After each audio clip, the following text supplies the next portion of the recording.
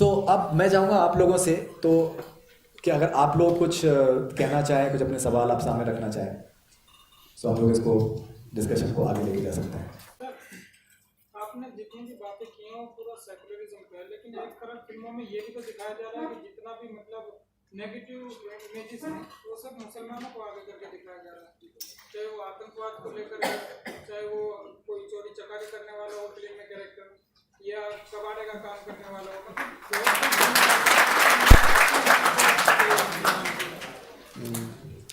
नहीं, I agree.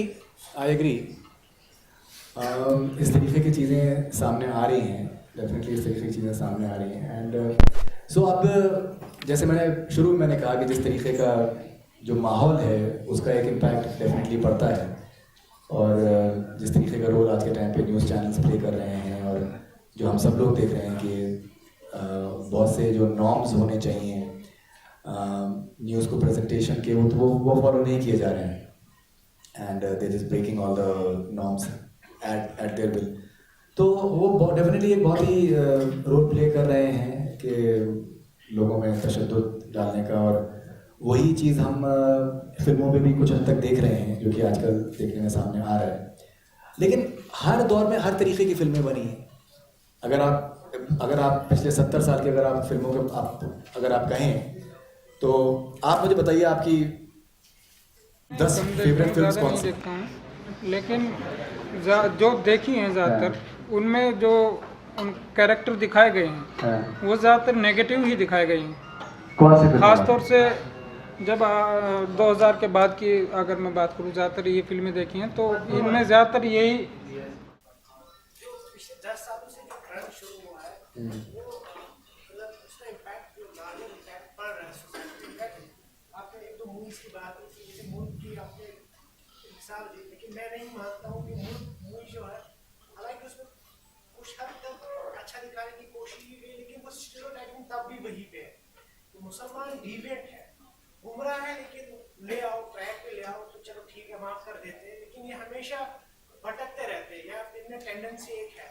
Kashmir की बात आपने की, बॉलीवुड कश्मीर में 2-3 चीज़ों के लिए खाली उसकी इंटरेस्ट बना रहती है, या तो कश्मीर की लड़कियों को दिखाना ब्यूटी है, और जैसे आपने फीमेल कैरेक्टर्स की सिंगल की खूबसूरती दिखाएंगे या आतंकवाद दिखाएंगे।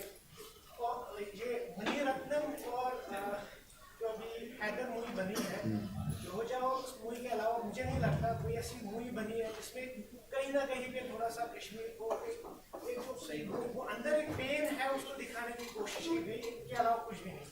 इसके बाद आपने बात बताई तो अक्षय कुमार जो आजकल उनका सिनेमा जो है, अजय देवगन जो सर्जिकल स्ट्राइक मुगल एम्पायर पे कर रहे हैं, और मराठास के बारे में बता रहे हैं जिन्होंने मराठा में बंगाल में रेप किया, हिंदू का रेप किया, मुसलमान का रेप किया, मुसलमान किंग्स ने भी किया, उसमें कोई छुपाने की कोई बात है नहीं।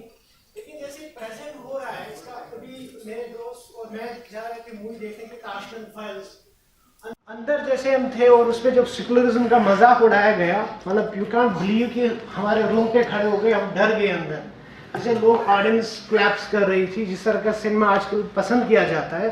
और ख़ास कर क्योंकि मैं हिस्ट्री से हूँ, मेरे कुछ कलीग भी यहाँ पे है, वो इस बात से शायद एग्री करेंगे, जितना मजाक हिस्ट्री का उड़ाया गया है, अब पानीपत मूवी आएगी, इसमें संजय दत्त और उसका कैरेक्टर सुरमे वाला दाढ़ी वाला, वो तो अब हिस्ट्री किसने जंग जीती वो माने नहीं रखता है। अब तो खाली जो भी हिस्ट्री लिखी गई है वो अब दूसरी हिस्ट्री ये लिख रहे हैं।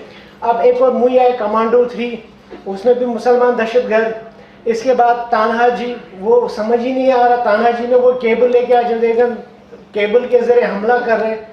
तो ओवरऑल जो 10 सालों का, जो 10-15 सालों का, या मैं ये कहूँगा जो ग्लोबलाइजेशन का जो इम्पैक्ट पड़ा, अब की छोटे छोटे शहरों में भी जो सिनेमाज हॉल मतलब जो अब लोग मूवीज देखते हैं, तो बिगनिंग का फेज जो है 1947 का, जो आपने सही बात की, मैं उस बात से एग्री करता हूँ कि जो पेन था पार्टीशन का, उसके बावजूद भी जो गुरुदर की मूवीज या बहुत ऐसी मूवीज बढ़िया बनी जिसमें लेबर इशूज़ पे बात हुई, कास्ट पे बात हुई, ऐसे इश्यूज़ पे बात हुई जो बहुत इंपॉर्टेंट थे। कम्युनल इश्यूज़ पे जो वो सिनेमा जो है वो पेन नहीं आया। 1947 का जो जहाँ से भी लोग मारे गए, वहाँ से भी लोग मारे गए, तब भी उसके बावजूद भी वो चीज़ें नहीं आई सिनेमा में। एक अच्छा सिनेमा जो है प्रेजेंट किया गया। लेकिन अनफॉर्चुनेटली मुझे लगता है कि पिछले 30 सालों से जो ट्रैक जो है यही पंचर वाला दहशतगर्द यही स्टोरी है। अब जिस तरीके से मैंने शुरू में मैंने आपसे कहा कि जो आपके माहौल का है उसका इम्पैक्ट डेफिनेटली पड़ता है, सोशल पॉलिटिकल एटमॉस्फेयर का डेफिनेटली इम्पैक्ट पड़ता है। एंड देखिए मैं तो सिर्फ यही कह सकता हूँ कि जैसे मैंने इनसे भी सवाल पूछा आपने कितनी फिल्में आपने देखी होंगी। अभी जैसे अगर आप 70 साल में अगर देखा जाए तो बेतहाशा के हिसाब से फिल्में बनी हैं। बहुत सी फिल्में हैं जो कि अगर आप देखेंगे आप मतलब कान पकड़ लेंगे कि यार ये क्या फिल्म बनाई है, एकदम बिल्कुल चीख रहे हैं चिल्ला रहे हैं, हर तरीके की बातें। बहुत ही चंद फिल्में जो हैं वो आपके साथ में रह जाएंगी। एंड मेरा मानना सिर्फ यही है कि that after all said and done हम लोगों को पॉजिटिव पहलू की तरफ ज़्यादा देखना चाहिए कि कैसे लोग कोशिश कर रहे हैं अभी भी एक पॉजिटिव पिक्चर प्रेजेंट करने की। मैं आपको एक तजवीज़ करूँगा, एक फ़िल्म है हामिद, नेटफ्लिक्स पे आप देख सकते हैं। तो अगर आप कश्मीर की आप बात करें तो आई थिंक बहुत एक पॉजिटिव एक फिल्म कश्मीर के ऊपर है। एंड तो मैंने पर्सनली उनके जो डायरेक्टर हैं उनको मैंने बुला के उनका इंटरव्यू मैंने किया। और उसके अलावा एक और भी फिल्म है, इस वक्त नाम बोल रहा हूँ, सोनी राजदान उसमें थी, not Raazi was a very positive film as well and we should definitely celebrate Raazi as well. लेकिन ये कश्मीर के ऊपर थी। एंड कुमार हामिद की आपने बात की, हामिद में भी जो बच्चा है वो या जो बच्चे का फादर था वो भी सिर्फ नाव बनाने तक ही सीमित था, उसे भी मतलब कोई इतना अच्छा नहीं। देखिए क्या होता है कि एक बहुत ही कमाल की चीज़ इंडिया में ये है कि क्रिकेट और फिल्म्स के बारे में everyone has a very valid opinion और बहुत ही कन्विंसिंग ओपिनियन होती है कि ऐसा होना चाहिए था। लेकिन देखिए वो हमको जो फिल्म मेकर है, जो राइटर है, उसकी जो उसकी सोच है, हमें उसकी रिस्पेक्ट करनी चाहिए। कि एजाज़ खान जो इसके डायरेक्टर हैं, मैं उनसे मिला हूँ, उनको मैंने इंटरव्यू मैंने किया है। आई थिंक उनकी एक बहुत अच्छी उन्होंने एक उसमें कोशिश करी है।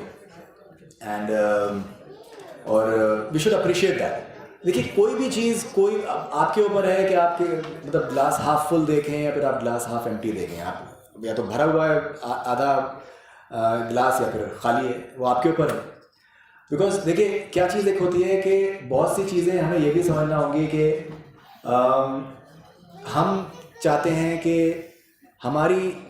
अगर हम किसी कम्युनिटी से बिलोंग करते हैं, हम किसी एक रीजन से बिलोंग करते हैं, तो हमारा जो पॉइंट ऑफ व्यू है वो सामने अच्छे तरीके से आ रहा है कि नहीं आ रहा है। हमें ये भी कोशिश करनी चाहिए कि हम चाहे वो अनरीजनेबल हो, चाहे वो शायद सही तरीके से प्रेजेंट नहीं किया जा रहा, हमें ये भी कोशिश करनी चाहिए कि अगर कोई दूसरा पॉइंट ऑफ व्यू है तो वो पॉइंट ऑफ व्यू क्यों है, क्या हो सकता है उनकी भी कोई बात हो शायद जो कि हमें सुननी चाहिए। Because you know that is what secularism is all about, that is what tolerance is all about. कि आप दूसरे की भी बात को सुनिए, उसकी भी बात को आप समझने की कोशिश करिए। सिर्फ यही कह देना कि हमारे साथ ज्यादती हो रही है, वो आई थिंक वो इनफ नहीं है। बहुत से लोग, अभी हैदर की बात अगर आपने करी, हैदर किन सर्कमस्टांसेस में वो फिल्म बनी है। मैंने विशाल जी का मैंने इंटरव्यू किया है और जब उनको नेशनल अवार्ड्स मिले थे तभी भी मैंने उनका जब एक प्रेस कॉन्फ्रेंसिंग में वहाँ पर मौजूद था। शाहिद कपूर से मैंने अभी उनकी फिल्म आई थी कबीर सिंह, उससे पहले मैंने हैदर के बारे में मैंने उनसे पूछा था कि how do look at Haider. तो उन्होंने उसके बारे में बोला था कि मैंने उनसे बोला था कि मैं कुछ दिनों पहले कश्मीर गया था, श्रीनगर में, जहाँ पर आपने जो आपका बहुत ही मशहूर मोनोलॉग है जो आपने वो बोला था, वो अभी भी मशहूर हो चुका है सिर्फ उस डायलॉग की वजह से। एंड तो उन्होंने बोला उसके बारे में कि हाँ वो हैदर मेरे लिए एक बहुत ही स्पेशल फिल्म है और जो लोगों ने मतलब एक मैंने जो किरदार निभाया है तो वो एक यादगार किरदार मेरे भी करियर में है। तो जैसे माहौल में आप देख रहे हैं कि पद्मावत के साथ में जिस तरीके का माहौल हुआ, और देखिए क्या होता है कि चीज़ें फोर्स भी की जाती हैं कि पिक्चर रिलीज़ नहीं हुई और जो पद्मावत के साथ में हुआ और कि आपको ऐसे ही प्रेजेंट करना है, और अगर आपने ऐसे प्रेजेंट नहीं किया तो हम आपको चैन से नहीं जाने देंगे। तो संजय लीला भंसाली साहब हैं, उनका जिस तरीके से उनके साथ में जो भी हुआ सेट्स के ऊपर राजस्थान में, और सब लोगों ने देखा है कि न्यूज़ चैनल्स में किस तरीके से लोग तलवारें लेकर आ गए। तो अब आप ये भी देखिए, जैसे मैंने बिल्कुल शुरू में मैंने कहा कि सिनेमा भी eight the end of the day एक कमर्शियल मीडियम है, उसमें बहुत पैसा इन्वॉल्व है। अगर फिल्म मेकर ये देखेगा कि यार इसमें एक सर्टेन पॉइंट ऑफ व्यू अगर मैं प्रेजेंट करूँगा तो हो सकता है शायद मुझे देने पड़ जाए, तो वो नहीं करेंगे। जैसे मैंने शुरू में बिल्कुल आपसे कहा कि जिस तरीके की हवा और जो ट्रेंड होता है लोग उसी को फॉलो करते हैं, एंड आप उनको ब्लेम भी नहीं कर सकते। बहुत ही कम इस तरीके के फिल्म मेकर्स हैं जिन्होंने एकदम जो फ्लो है उसके अगेंस्ट वो बहने की उन्होंने कोशिश करी है और उन्होंने अपनी बात उन्होंने कहने की कोशिश करी है।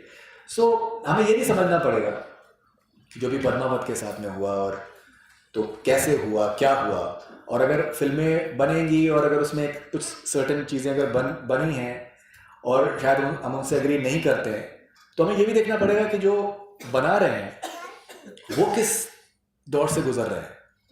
करण जौहर के साथ में जिस तरीके से हुआ, ए दिल मुश्किल जब उन्होंने बनाई और जो उन्होंने फेस किया है, ओमपुरी साहब के साथ में जो हुआ, ओमपुरी साहब तो जब उनका इंतकाल भी हो गया उनका बेचारों का, उसके बाद भी उनको ट्रोल किया गया। जैसी जैसी चीज़ें उनके बारे में लिखी गई, मैं उनकी वाइफ से मैंने उनका इंटरव्यू किया था, नंदिता पुरी जी, उनकी फर्स्ट डेथ एनिवर्सरी पे, एंड मैंने उनका पेन देखा उनका, मैं किस तरीके से उनको ओमपुरी साहब इतने कमाल का एक्टर जिसको ऑस्कर्स में रिकॉग्नाइज किया, and he did not gate too much of support. उन्होंने बोला जो उन्होंने बोला जो सही समझा। लेकिन देखिए इंसान जो है वो अब क्रिएटिव इंसान है, अगर उसको एक पैसे का डर है, मतलब कमाऊंगा कैसे, फिर फिजिकल उसको हार्म हो सकता है, उसका डर है। So at some point of time अदादा you have to give it to them कि अगर वो कोई कुछ बना रहे हैं तो क्यों कर रहे हैं। जो विशाल भारद्वाज साहब ने जो फेस किया, विशाल भारद्वाज साहब गैर मामूली आदमी है, मतलब मेरी नज़र में आई थिंक गैर मामूली आदमी। आप उनसे मिलेंगे मतलब गले लगा ले आप उनको, उस तरीके का उनका मिजाज है और बिल्कुल सेकुलर आदमी। उनको कोई ये नहीं कि यार मतलब तुम्हारा मजहब क्या है, तुम कौन हो, it doesn't matter to him. लेकिन व्हाट ही वेंट थ्रू जब हैदर बनी और रिलीज हुई, तो ये सब, और उनमें अभी भी हिम्मत है, वो अभी भी उनके अंदर सलाहियत है कुछ कहने की, और वो कहेंगे। अगर अनुभव सिन्हा है और उन्होंने मुल्क बनाई, देखिए मुल्क से आप पूरे तरीके से इत्तेफाक शायद नहीं करें, लेकिन पूरे तरीके से तो आदमी किसी भी चीज़ से इत्तेफाक नहीं करे। हाँ please. Let's start with the start. Hi Faridoon. आपका अभी शायद कल आपने कुछ I follow you on Twitter, I watch your shows on YouTube. आपने कल शायद अपनी कुछ शायरी डाली आज़ाद नज़र की शक्ल में, कल या परसों की शो, मेरे ख्याल से 2-3 दिन हो गए। पूरी सुन नहीं सका, बीच में छोड़ दिया उसको, कुछ और इम्पोर्टेंट काम था, बाद में देखूँगा। आपसे मेरा ज़रा सा ज़ाती सवाल है। ज़ाती सवाल ये है कि नहीं बिल्कुल घबराने की ज़रूरत नहीं है, मेरे ख्याल से नज़्म ही नहीं पढ़ी पूरी दफ़ा तो सुनना। हाँ, वो मैं आपके फादर की नज़्म पढ़ने में मसरूफ़। अच्छा, तो एक ज़ाती सवाल ये है कि आपने और हम सब ने ये तो मान लिया कि बॉलीवुड में स्टीरियोटाइपिंग है, आपने बहुत सारी मिसालें दी और आपने शायद ये बताया, एक तो स्टीरियोटाइपिंग है कि how do we dress up, और एक स्टीरियोटाइपिंग जो है थीम और कंटेंट की सतह पे है, जो फिल्म का प्लॉट बनता है जिसमें सारे कैरेक्टर्स प्ले करते हैं। लेकिन और आपने फिर ये बताया कि किस तरीके से शाहरुख खान, आमिर खान, विशाल भारद्वाज, ओमपुरी, इन सब को अपने शायद पॉलिटिकल या सिनेमेटिक व्यूज़ के लिए उनको ट्रोलिंग हुई, जिसको मैं अपनी ज़बान में ऑनलाइन ऑस्ट्रेसाइजेशन कहता हूँ। लेकिन मुझे ताज्जुब ये है कि फरीदून शहरयार कभी ऑनलाइन ऑस्ट्रेसाइजेशन का शिकार नहीं हुआ, कभी आपकी ट्रोलिंग नहीं हुई।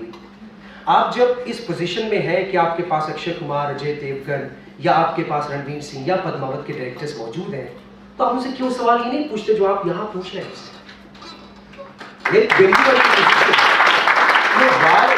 What happens to Faridoon Shahniyar when he gets into the chair and when he faces those actors? Why doesn't he ask them and raise this issue of stereotypical projection of Muslim characters in the Bollywood?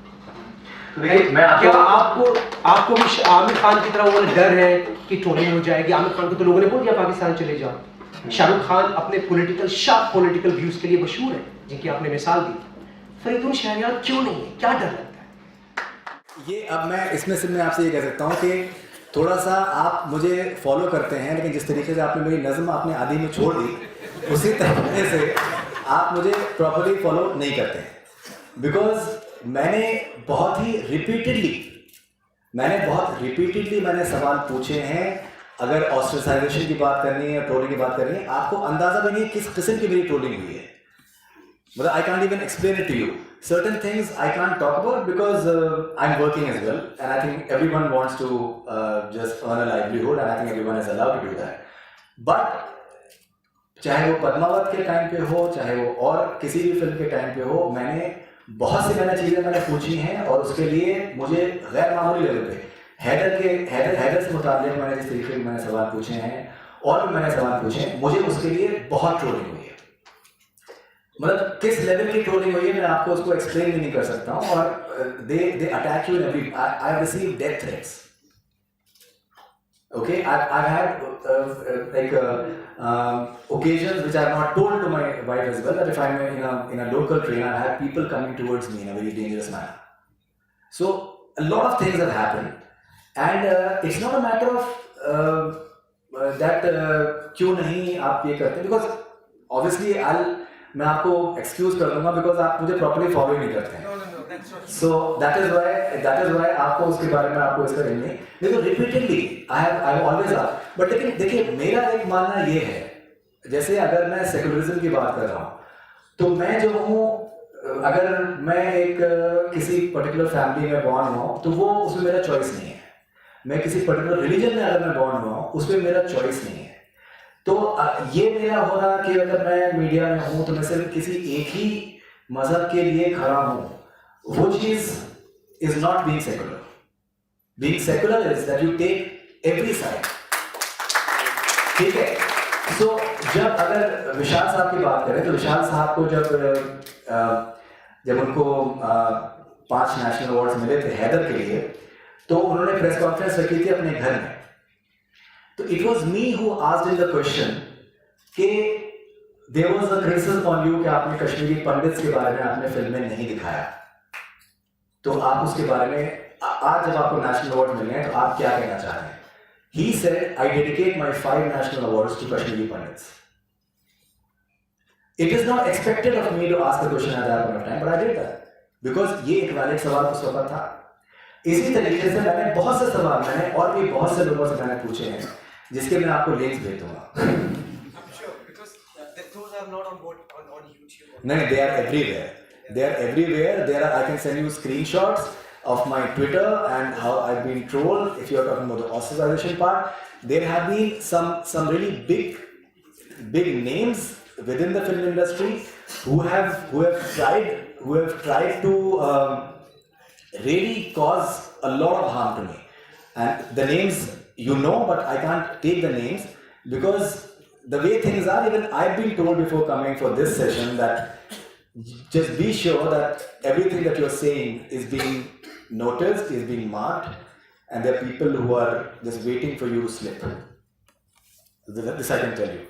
And see, I'll tell you something very honestly. It is not a matter of that, but I feel very strongly about one thing, that if I believe in being secular, then it is not my job to just take the jhanda of only one cause. Yeah, it has to be a balanced opinion. It has to be a balanced point of view. And that is something that I consciously try to believe in. And I'm practical as well, and I understand that it is more important that I stick around and say a lot more things rather than just shaheed hona. हाँ जी. I want to add, I'm a proof of it. I'm friends with him on Facebook. I follow him on Twitter and Instagram, and I've been seeing him from almost 2 to 3 years. And yeah, I know he always raises his voice when there's something wrong. Thank you very much. What's your name? My name is Kamran. Thanks, Kamran. I just wanted to tell one thing. जो problem जो मुझे तकलीफ हुई है सबसे Padmaavat movie में, the way Alauddin Khilji has been portrayed, इसमें आप पूरी तरीके से बताइए संजय बंसाली की गलती है। आपने काटा जो भी कि जिस तरह से आपने इतने बड़े राजा को जोकर बना दिया। आप किसी हिस्ट्री के स्टूडेंट से बात कर लीजिए जिसने अलाउद्दीन खिलजी को पढ़ा है, अलाउद्दीन खिलजी उस टाइप का बेवकूफ़ बादशाह नहीं है। और इस तरह से जानवर के जैसे उसको दिखाया गया है, वो बहुत ही क्लास इकोनॉमिक पॉलिसी को उस वक्त उसने बात की है, ट्रांसप्लांटिक कंट्रोल की बात करने वाला आदमी जिसने एक पूरी सिस्टम डाली है। उसकी इंटेलिजेंस बैरू इतनी स्ट्रांग है कि लोग मानते हैं कि ऐसा कोई नहीं है, और आपने उसको कैसा जोकर बना के रख दिया। उनसे ये खाली पूछ लीजिए कई बार कि इसमें कहाँ उन लोगों ने हिंदू सेना वाले ने कुछ कहा था नहीं देखिए, किस लेवल पर हिस्ट्री में थोड़ी सी इज्जत तो हिस्ट्री मैं आपको देखिए, see obviously I am not a spokes person for Sanjay Leela Bhansali, लेकिन मैं आपको सिर्फ एक I can just may be एक पर्सपेक्टिव में आपको मैं एक चीज़ रख सकता हूँ, एंड वो मैं आपको ये कह सकता हूँ कि पद्मावत से राइट पहले उनकी एक फिल्म आई थी बाजीराव मस्तानी, ठीक है ना। बाजीराव मस्तानी में जो किरदार रणवीर सिंह ने जो प्ले किया, बाजीराव का जो किरदार प्ले किया, उसमें वो एक बहुत ही रेडिकल, और वो भी कोई बहुत ज़्यादा पिछली फिल्म पहली फिल्म नहीं है, हाल फिलहाल की ही फिल्म है, पिछले 3-4 साल पहले की फिल्म है। उसमें एक बहुत ही एक रेबेलियस चीज़ कहते हैं कि इस लड़के का, मस्तानी के जो भी लड़का होगा, उसका नाम उसके मजहब के नाम के तरीके से होगा जो वो रखना चाहिए। Now I find that very progressive, and considering that he received a lot of flack for that as well, I find that admirable. हमें ये समझना होगा कि पद्मावत किन सर्कमस्टेंसेस में पिक्चर बनी है, किन सर्कमस्टेंसेस में पिक्चर बनी है, हमें समझना होगा। अगर बाजीराव मस्तानी में आप देखें, जो बाजीराव मस्तानी के बाद मैंने मैंने इंटरव्यू किया है, पद्मावत के बाद मैंने उनका इंटरव्यू किया है, बाजीराव मस्तानी के बाद मैंने उनसे इस चीज़ के बारे में मैंने बोला था that I find it progressive the way you have portrayed this entire chemistry, and जो आपने जिस तरीके से आपने रखा है। तो उन्होंने कहा कि मैं जो मेरा बचपन हुआ है, मेरा इसी तरीके से हुआ है, उसमें कोई क्रिश्चियन है, कोई हिंदू है, कोई मुस्लिम है, कोई मेरे पास कोई किसी तरीके का वो डिवीजन था ही नहीं कहीं से। तो अगर एक शख्स बाजीराव मस्तानी में एक बात कहने की हिम्मत कर रहा है, I would say it's a courageous thing to do. So Padmaavat में अगर कुछ सर्टेन चीजें हो रही हैं और अगर वो आपको हिस्ट्री में प्रॉब्लम क्या हो जाती है जब आप नैरेटिव फिट कर देते हैं। नहीं, आई एग्री, इवन मुगल आजम आज के टाइम पे लोग वही सच कहानी समझते हैं। मैं वही बता रहा हूं, मुगल आजम को बना दिया, स्टोरी नहीं मानी, वही सब लोग समझते हैं उसकी बीवी थी या जोधा और या लेकिन हकीकत जो है बार चीज के, तो हिस्ट्री वाले को कम से कम सोचना चाहिए जब बना रहे हैं तो थोड़ा सा फैक्चुअल एरर पर तवज्जो देना चाहिए।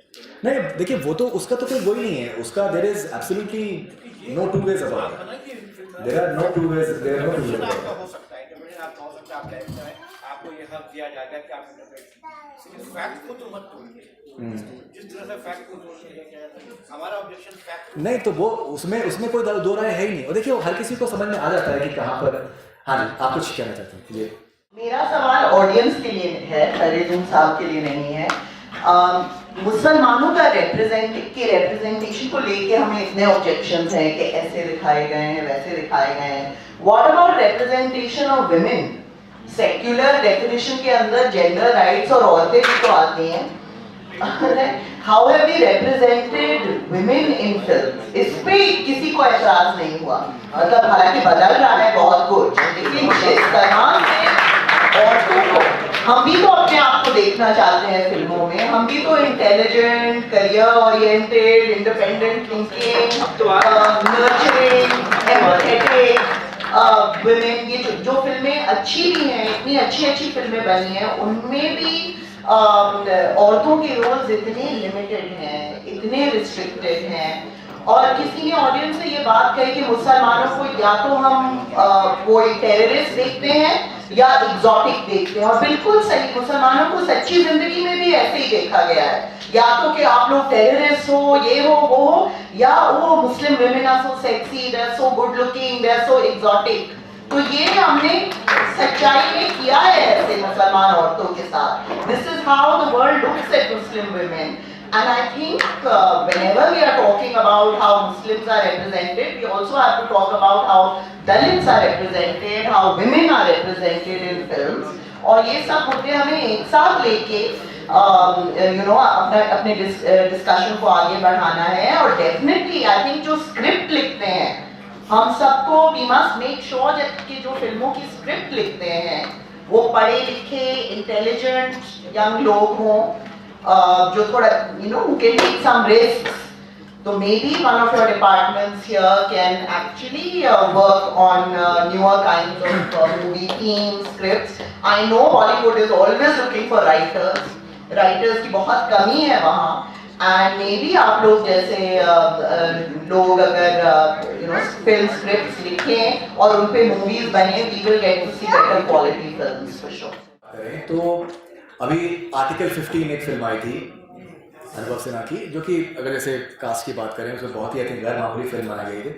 तो उसमें उसके वन ऑफ द राइटर्स अनुभव सिन्हा ने भी उसको लिखा है और उसको गौरव सोलंकी एक राइटर हैं, तो उन्होंने को राइट किया है अनुभव सर के साथ में। सो अगर आप गौरव सोलंकी की अगर आप फेसबुक पेज पे अगर आप जाएं, इनफैक्ट मैं नेक्स्ट वीक उनका इंटरव्यू भी मैं करने वाला हूँ, and he is an extraordinary writer.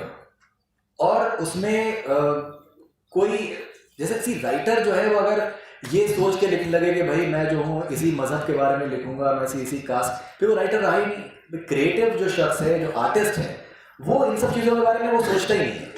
मतलब जैसे अब आप लोगों में से कुछ हो सकता है नाराज़ हो जाए, लेकिन अब मैं आपको एग्जांपल बताऊं, मुझे ज़ाहिरा वसीम का जब उनका लेटर आया कि भाई मैं ऐसे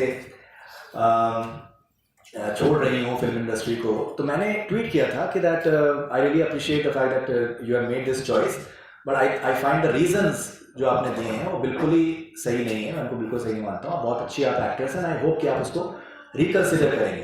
तो उसको काफ़ी जगहों पे BBC पे और जब काफ़ी जगहों पे लोगों ने उसको यूज़ किया, तो उसके बाद फिर मुझे हिंदी के न्यूज़पेपर से मुझे एक फ़ोन आया था। मैंने उनको एक बात बताई कि जैसे आप अब्बा की बात कर रहे हैं, मैं उनका मैं जिक्र करूँ, अब्बा मुझसे एक बात कहते थे कि द फैक्ट कि एक क्रिएटिव शख्स है, कोई एक राइटर है या फिर एक कोई फिल्म मेकर है, वो ये कह रहा है कि मैं कुछ तख्लीकी काम करने वाला हूँ, मैं कुछ क्रिएट करने वाला हूँ, तो वो अपने आप में it is against the idea of God. Creator तो गॉड ही, ये तो कॉन्सेप्ट है। तो the moment you say that an artist is trying to create something, वो पागल है, he is a mad person. But the fact is the artist, he और she does not believe in the fact that वो किसी एक religion के point of view से लिख रहा है या फिर रिलीजन के बारे में लिख रहा है, and that is why he is able to create, any good artist is able to create something really substantial because there is a certain vision that he or she is having, and that is why many cases a lot of people who follow artists, poets, and वो उसको एक तरीके से अपना idol मानते हैं because they find a certain way of life। वो अपनी ज़िंदगी को जीने का एक ढंग तलाश करते हैं, किसी की शायरी में, किसी की आर्ट में, किसी की फिल्म में। So we need to respect that and we need to understand कि हमें certain जामों से उसको नहीं देखना चाहिए। It has to be from a certain level of freedom and objectivity। हाँ जी। जी in fact Bollywood Hungama is in my YouTube subscription list and I follow all of you at all. Right. And I like the way you smuggle in the difficult question. You're doing very fantastic job there. Thank you. Broadening the theme of secular, I would like to bring in the racial question there. Racial question of race. And I remember a movie Mary Kom and Priyanka Chopra playing Mary Kom, and it felt like in a Hollywood context it would be like Brad Pitt playing Muhammad Ali. So where do you think Bollywood is going to address this question, or why it is still at the parity? It's a different sort of question, but I'll answer that. देखिए क्या होता है कि अगर biopics की बात करें तो मैंने भी इनफैक्ट अभी मैंने नवाजुद्दीन सिद्दीकी का मैंने इंटरव्यू किया था। आई मीन गैर मामूली आर्टिस्ट हैं, मतलब मुझे तो मैं जब भी उनके साथ में मैं बैठता हूँ मुझे कुछ ना कुछ उनसे सीखने को मिलता है। तो उन्होंने मुझसे एक बात बताई कि जैसे उन्होंने ठाकरे का उन्होंने किरदार निभाया, तो उन्होंने कहा कि मैंने उनको मिमिक करने की कोशिश नहीं करी, मैंने उनके मूड को, उनके इसेंस को पूरे तरीके से अपने अंदर उतार लिया, and I just absorbed it, and that is something that I portrayed, and that has gone on to become one of his finest performances. People can disagree, agree with the subject and the entire theme of it. That's a different subject of discussion altogether. Similarly, when it comes to Mary Kom, so बहुत से लोगों को ये एक वो था कि that she is from Northeast, so someone from Northeast should have played that. Now देखिए ये एक समझना ज़रूरी है कि ये एक मैरी कॉम एक कामयाब फिल्म थी, करीबन 50 करोड़ से ज़्यादा का बिजनेस उसने किया.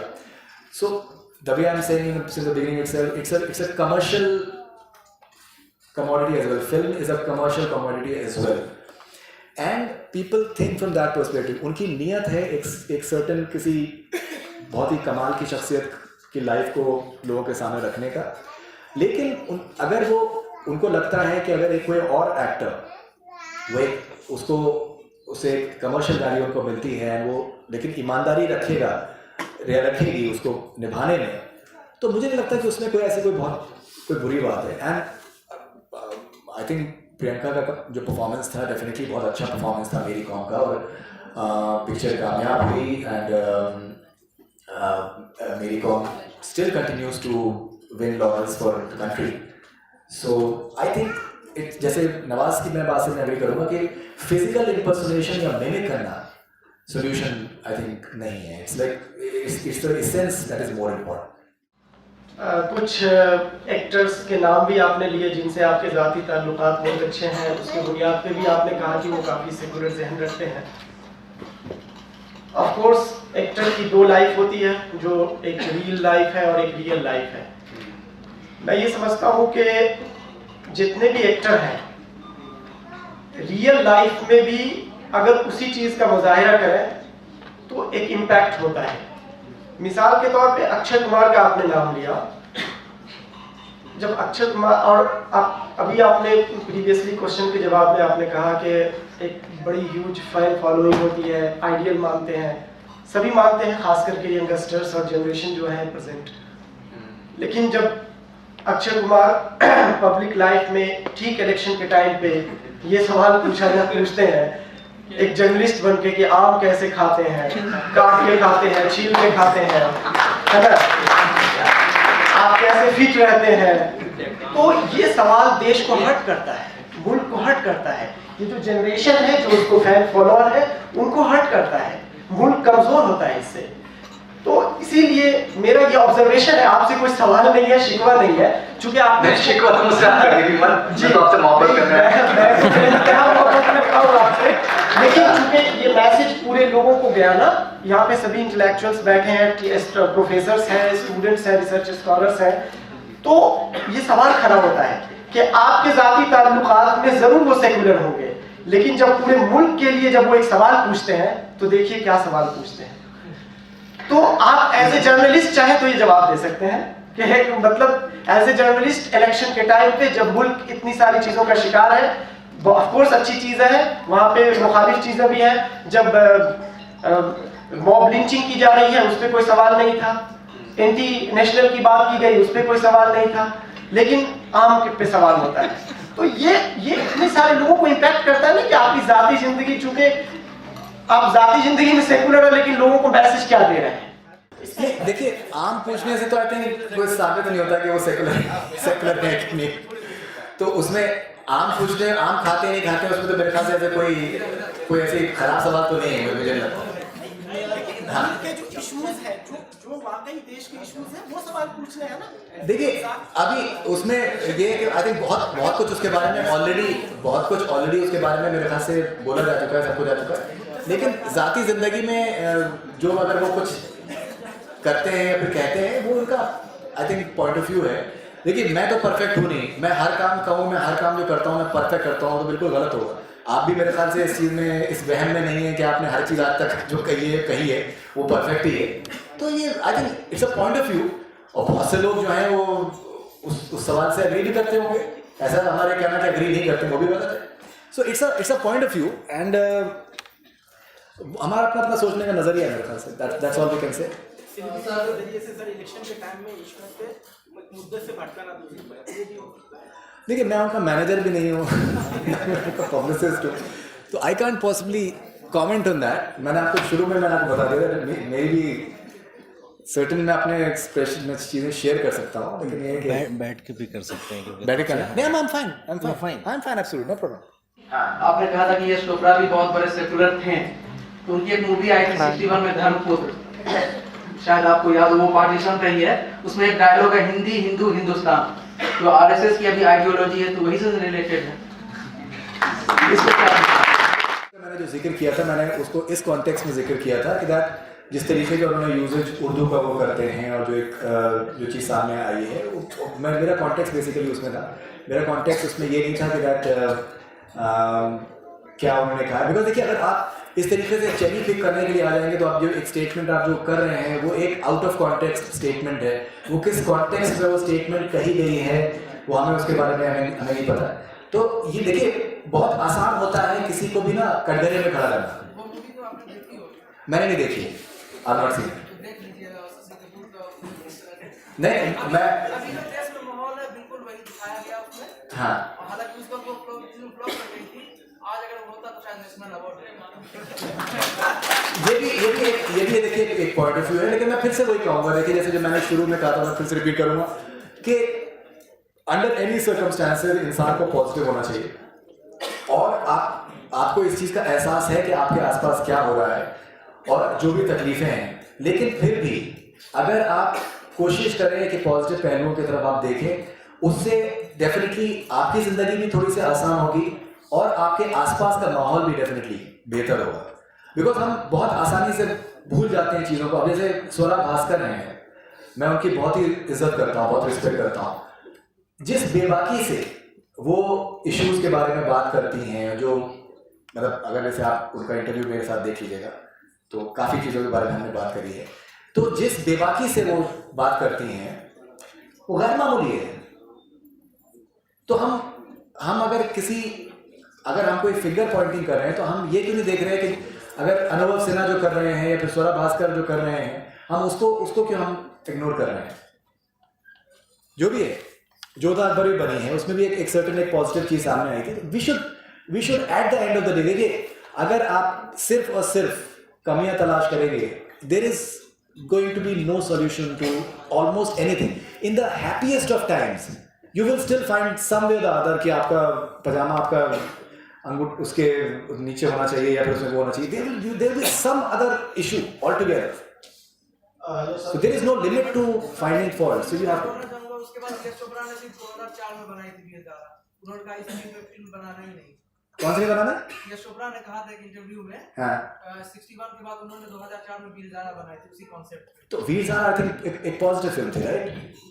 वहां से उनको जो फ्लॉप कर गया, वहां से उनको धक्का लगा। नहीं, अब ये आपका पॉइंट ऑफ व्यू है, ये आपका पॉइंट ऑफ व्यू है, this is your point of view, but the fact is that we can always find fault, but we should look at the positive things as well. That's what I feel. देखिए मैं आपको बताऊं ना, नहीं बात देखिए बात पसंद होने की या फिर नापसंद होने की नहीं है। इस तरीके से मैं आपको बहुत से एग्जाम्पल बता सकता हूँ जो कि but it is not the point, कि अगर कोई मैं इनको पहले मैं करूँ। देखिए आप ये कह रहे हैं कि आपको कोई चीज़ पसंद नहीं आ रही, हो सकता है किसी और को भी कोई और बात पसंद नहीं आ रही ना जो आप कह रहे हैं। ऐसा कुछ नहीं है। अगर आप नेगेटिव माइंडसेट से अगर आप चीज़ों को देखेंगे ना तो आपको सिर्फ नेगेटिव चीज़ें नजर आएंगी। ऐसा कुछ नहीं है, ऐसा this is entirely your point of view. और जो मैंने शुरू में कहा कि हर दौर में अच्छी फिल्में बनी हैं और ऐसी फिल्में बनी हैं जो कि हमें पसंद नहीं आती हैं, तो वो चलता रहेगा उस तरीके से। And we can always cherry pick as per our convenience. हाँ जी, गोल्डन एरा कहा जाता था, जिसमें कि आसिफ साहब थे, साहिब रुदानवी साहब वो स्क्रिप्ट राइटर थे उस दौर में, और मुसलमानों की बहुत अच्छी चीज़ें उसमें सामने आती थी फिल्म के दौरान, फिल्म के जरिए से। आजकल ऐसी जो फिल्में बन रही हैं जो मुसलमानों को सही तरीके से रिप्रेजेंट नहीं किया जा रहा है, तो क्या आपका मानना ये है कि मुसलमान इस इंडस्ट्री से पीछे हट गए हैं, उसकी वजह से इस तरीके का देखने को हमें मिल रहा है? क्या आप इसको देखिए, I don't agree with that. मैंने जैसे काफ़ी एग्जांपल्स आपको बताया कि आज भी बहुत से फिल्में हैं जिसमें मुस्लिम्स को पॉजिटिवली प्रेजेंट किया जा रहा है। एंड जहाँ तक इसकी बात है तो फिल्म इंडस्ट्री में देखिए एक बहुत ही एक इंटरेस्टिंग सा फैक्ट है कि इंडिया में one of the biggest audience जो कि देखती है फिल्मों को थिएटर्स में, वो मुस्लिम्स है। It's a very interesting phase. Muslims they really like films a lot and they like watching in the theatres. उसके अलावा with in the film industry, चाहे वो एक्टर्स हों, एक्ट्रेसेस हों, और उसके अलावा बिहाइंड द सीन्स बहुत से टेक्नीशियंस मुस्लिम्स हैं आज भी। and it is a very very secular place. मैं शोज में मैंने साथ में ट्रैवल किया है काफी एक्टर्स के, और विद इन द इंडस्ट्री मैंने बहुत से लोगों को मैंने देखा है, और मैं बहुत ही आपको ऑनेस्टली मैं बता रहा हूँ, it is very secular. Discrimination तो, या फिर अगर आपको किसी से कोई फॉल्ट फाइंडिंग करनी है तो आपका पड़ोसी भी से आपसे जल सकता है. अगर उसको जलना ही है तो आपका पड़ोसी भी आपसे जल सकता है, उसका कोई लिमिट नहीं है. But Muslims within the film industry बहुत से लोग काम कर रहे हैं and they are very happy as well.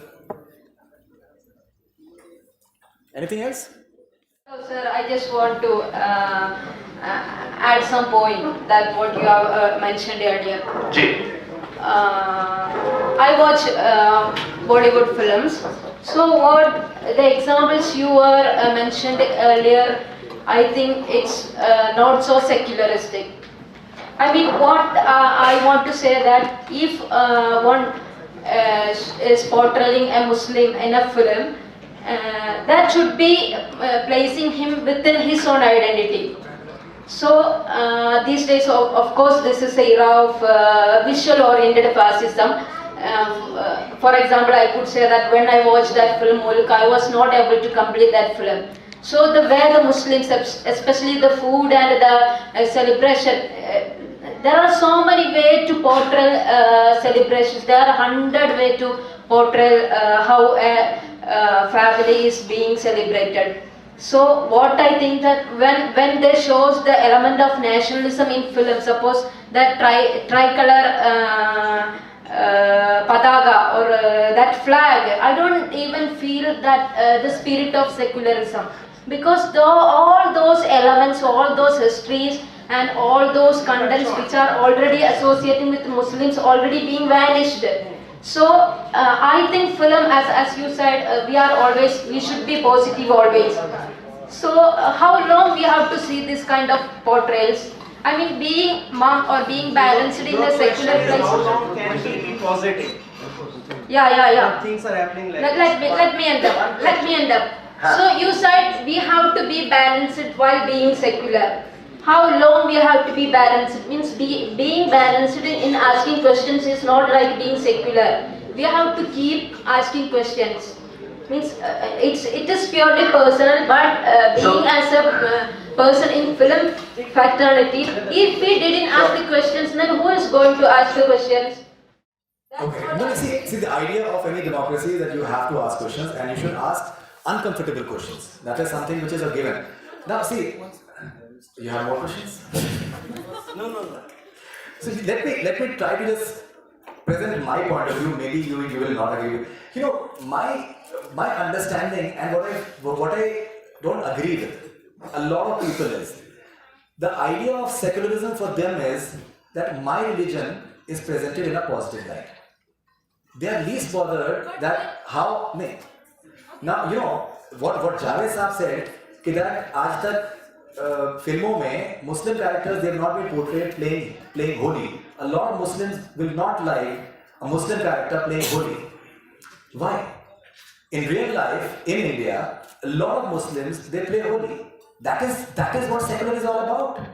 Yeah, that's what I'm saying. There are So- thousand other ways to means when we have thousand other ways to portray the element of nationalism, why they are being selective by keeping a boy on religion and the same time taking the girl from another religion? Is this the only way to ensure the point of secularism? That is what I am asking. So being in this associated with this fraternity, you have to ask such questions. Means Muslims are in the same way how much we are associated with the food, the same way we are actively participating in politics, social things, cultural things, and so other lots of elements. That things is not being portrayed. See, Yes, sir, have you seen the film Gangs of Wasseypur? Yeah, So what do you think about the film? it's a good film.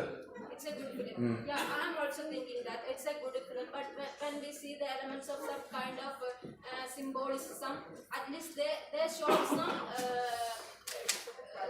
something towards reality. So have you seen the film Shahid? I have seen it. Yeah, What do you think? it's a great film. Yeah. These are the things.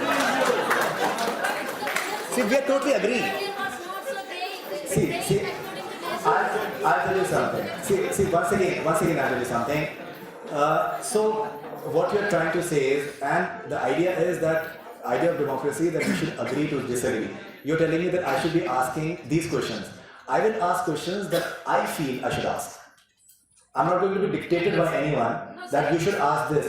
Because, see, I'm looking at things from a broader perspective. For me, at a certain time, any hint of positive symbolism for me, it is good. I'm not going to ask that this is the way you should portray the way the food is going to be. In North India, Anubhav Sinha, he's from Banaras. He understands North India beautifully. He is from Aligarh. He understands how food and everything. He loves food. And many a times the way food is prepared in North India, that's how he has tried to portray that as well. So, you know, these are basically the cricket and movies that I told you, that everyone has an opinion and it sounds very valid opinion. But people can't take almost every opinion in terms of as a gospel truth. Shahid, you've given a good example. It's a very good film. And at the same time, Gangs of Wasseypur that you've given. Every film cannot be realistic. In India, the element of escapist cinema is very important. Commercial cinema is very important because in India, for poor people, there is no source of entertainment other than movies. They have no source of entertainment. And when they are so engrossed in sadness of their day-to-day life, and if they're going to watch the same on movies, it's not going to help them. That is why they go and watch escapist cinema, and it just for 3 hours they forget their worries and their sorrows. So we have to understand things from a broader perspective. And I would still repeat that at every juncture, बुरे से बुरा दौर जो होता है वो भी गुजर जाता है, अलग अलग तरीके के फेजेस होते हैं, एंड जो भी चीज़ें होती हैं वो एक सर्टेन माहौल की वजह से होती हैं, लेकिन फिर भी अगर कुछ पॉजिटिव चीज़ें सामने आ रही हैं, we should appreciate that, because अगर हम अप्रिशिएट नहीं करेंगे तो शायद वो और ना बढ़े, अगर हम अप्रिशिएट करेंगे तो हो सकता है वो और बढ़ेगा। हमें पॉजिटिविटी को बढ़ाना है, कि हमें क्रिटिसिज्म कर करके और ये शो करके कि हमारे साथ कितनी जिल्लतें हो रही हैं, कितने हम परसिक्यूटेड हैं, कि हमको और फर्दर एक बहाना मिल जाए कि यार ये तो हर बार कंप्लेन ही करते रहते हैं। We have to be positive and we have to look at the positive side, and the subject is secular themes in Indian cinema. I'll repeat it again. It is not about Muslims in Indian cinema. And if you want to be secular, then don't merely look about your community. Respect other communities. That is what secularism is all about. It's about being neutral. मैंने शुरू में कहा था कि India में secularism की definition मुख्तलिफ है कंपेयर टू मेरी यूएस और any other place. Thank you very much.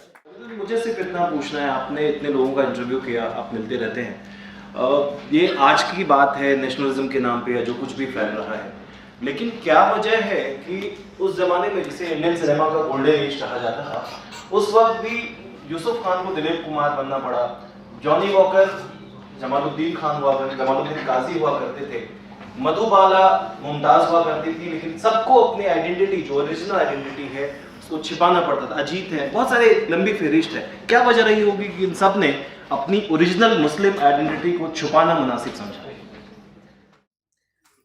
देखिए, मैं सिर्फ यहाँ पर मैं दिलीप साहब का मैं कह सकता हूँ। दिलीप साहब का मैंने किताब मैंने उनकी बायोग्राफी पढ़ी है और मैं उसमें उन्होंने इसका जिक्र किया है, और उसमें उन्होंने इस चीज़ का किया है कि दैट वो एक तो अपने फादर से वो छुपाना चाहते थे कि दैट उनको पता ना चले कि वो फिल्मों में वो काम कर रहे हैं, and it was suggested to him that this name can work, because उस टाइम पे बहुत से लोगों के नाम जो है वो फिल्मी अंदाज में वो होते थे, लेकिन उनका बहुत कोई स्पेसिफिक उन्होंने एटलीस्ट अपनी किताब में उन्होंने जिक्र नहीं किया है कि उसके अंदर because of religion he wanted to change his name that way. और बाकी बहुत से और भी लोग हैं, बहुत से नॉन मुस्लिम्स भी हैं, उन्होंने भी अपने नाम। दिलीप कुमार एक इंटरव्यू में दिलीप कुमार ने कहा था कि शायद वो जब यूसुफ खान के नाम से आएंगे तो शायद लोग उनकी फिल्में ना पसंद करें, वो ऑडियंस पसंद ना करे मुस्लिम आइडेंटिटी की वजह से। ये एक इंटरव्यू में दिलीप कुमार ने ये देखिए, ये इवन 50s में यूजुअली अगर आप देखें तो जो प्रोटैगनिस्ट जो है वो मुस्लिम कैरेक्टर नहीं होता था।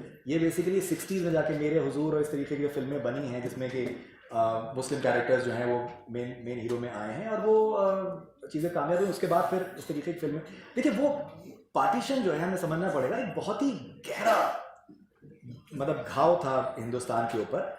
ये हमें इस चीज़ को अप्रिशिएट करना पड़ेगा कि 50s 60s में फिल्में और इश्यूज पे बनी और उसमें रिलीजन के ऊपर इतनी उस तरीके से चीज़ें सामने नहीं आई।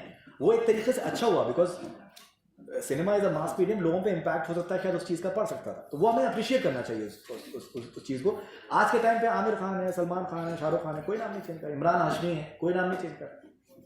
इवन अभी तो उल्टा है ना, अभी तो मुस्लिम नेम जैसे शाहिद वगैरह कॉमन मुस्लिम नेम भी है, बाई फेथ वो शायद मुस्लिम नहीं है, लेकिन ऐसा लगता है नहीं, उनकी मदर साउंड उनकी नीलिमा अजीम उनकी मदर का नाम है और उनके फादर पंकज कपूर हैं, so that's the choice that उनकी मदर के उसके उन्होंने किया है। That's okay, that's see it's a matter of choice, it's none of a business. Thank you very much, बहुत शुक्रिया।